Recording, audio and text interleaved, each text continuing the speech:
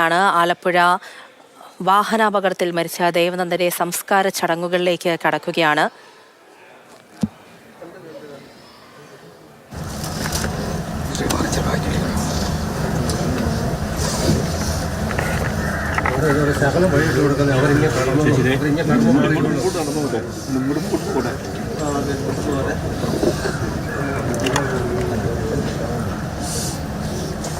ഇന്നലെ ഉച്ച കഴിഞ്ഞാണ് ദേവനന്ദന്റെ മൃതദേഹം മറ്റക്കരയിലെ വീട്ടിലെത്തിച്ചത്.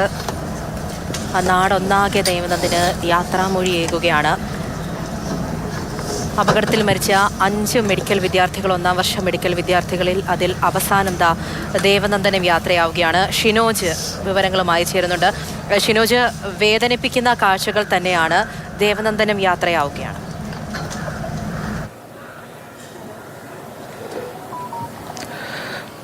തീർച്ചയായും പൂജ, അതിവൈകാരികമായ കാഴ്ചകൾ തന്നെയാണ് കോട്ടയം മറ്റക്കരയിലെ വീട്ടിൽ നിന്ന് നമുക്ക് കാണാൻ കഴിയുന്നത്.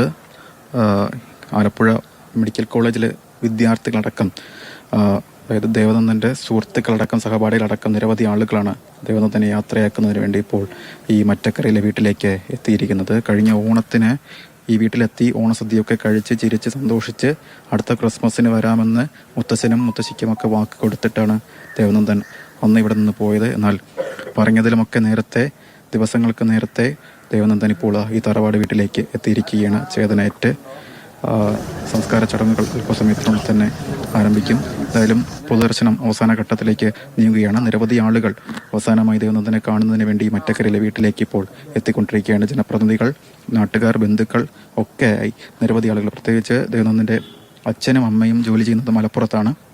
അത്തരത്തിൽ അവരുടെ സുഹൃത്തുക്കളൊക്കെ തന്നെ ഈ അവസാനമായി ദേവനന്ദനെ കാണുന്നതിന് വേണ്ടിയൊക്കെ ഇപ്പോൾ ഇവിടെ എത്തിക്കൊണ്ടിരിക്കുകയാണ്.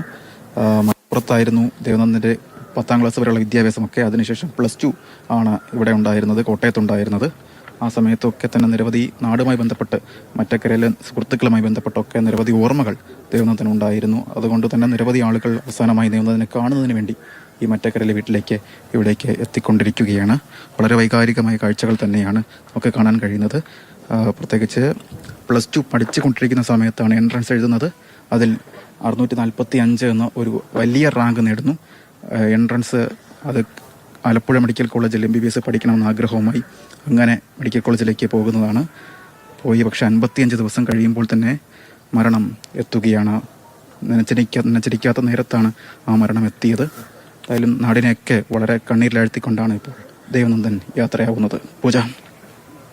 തീർച്ചയായും ഷിനോജാണ് അവിടെ നിന്നുള്ള കാര്യങ്ങൾ പറയുന്നത്. മുഹമ്മദ് ഇബ്രാഹിം, ശ്രീദീപ് വത്സൻ, ആയുഷാജി, മുഹമ്മദ് അബ്ദുൾ ജബ്ബാർ, അവസാനം ദേവനന്ദനും. ആലപ്പുഴ കളർകോട് അപകടത്തിൽ മരിച്ച 5 വിദ്യാർത്ഥികളും യാത്രയാവുകയാണ്. അവസാനമായി ദേവനന്ദന് വിട പറയുകയാണ് നാട്.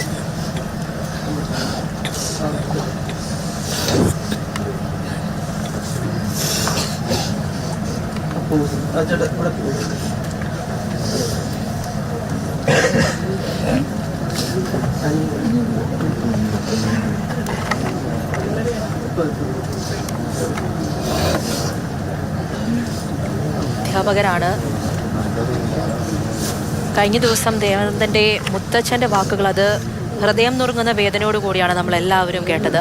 എപ്പോഴും മുത്തച്ഛനോടും മുത്തശ്ശിയോടും ഒപ്പം ഉണ്ടാകും. ആ നാടിൻ്റെ പ്രിയങ്കരൻ കൂടിയാണ്.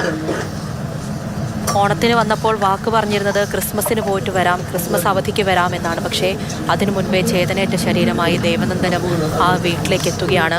കണ്ടു നിൽക്കാൻ പറ്റാത്തത്ര വേദന നിറയ്ക്കുന്ന കാഴ്ചകളാണ് അവിടെ നിന്നും വരുന്നത്. അല്പസമയത്തിനകം തന്നെ സംസ്കാര ചടങ്ങുകളിലേക്ക് കടക്കും. പൊതുദർശനം അവസാന ഘട്ടത്തിലേക്ക് ആവുകയാണ്.